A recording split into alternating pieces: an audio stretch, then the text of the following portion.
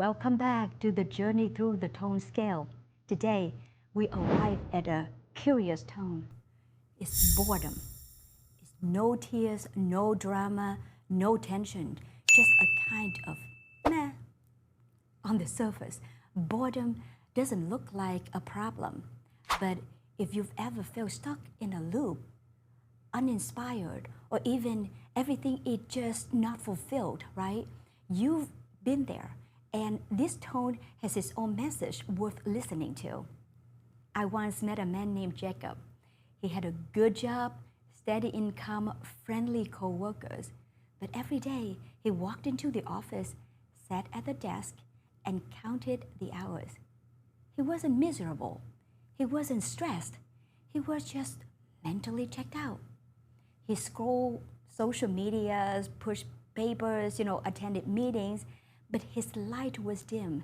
He used to be full of ideas, but now everything felt pointless, even though nothing was technically wrong, but Jacob was living in boredom. I've had those seasons too, time when everything on the outside looked good, but on the inside, I felt disconnected, like I was just existing instead of truly living. Sometimes boredom just whispers louder than chaos. It asks, is this all there is? And that question can lead you to something deeper if you are willing to listen. According to the Problems of Work, boredom is just a turning point on the tone scale. It's not negative, it's neutral.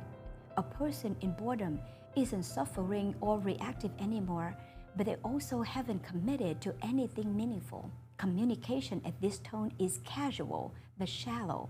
Reality is accepted but uninspired. Affinity exists, but with distance. The good news is boredom means you are stable enough to take action. The danger is that you may just stay there too long and not realizing that you're missing out on living. One way to move up to boredom is to intentionally seek interest. Try something new, ask deeper questions, challenge yourself with a project that scares you just a little at first. The mind will thrive on engagement. And as Hubbard said, when you reconnect with purpose, you naturally move up the tone scale towards vitality and joy. Boredom isn't failure, it's a signal, a pause between the noise of pain and the rhythm of passion. If you are bored right now, maybe it's time to stop drifting and start steering. Life is waiting for you to care again. Where in your life have you settled into boredom? And what may shift if you learn into curiosity instead? I would love to hear in the comments what inspires you out of boredom. And next time, we will talk about antagonism. What happened when frustration and conflict take over? I will see you there.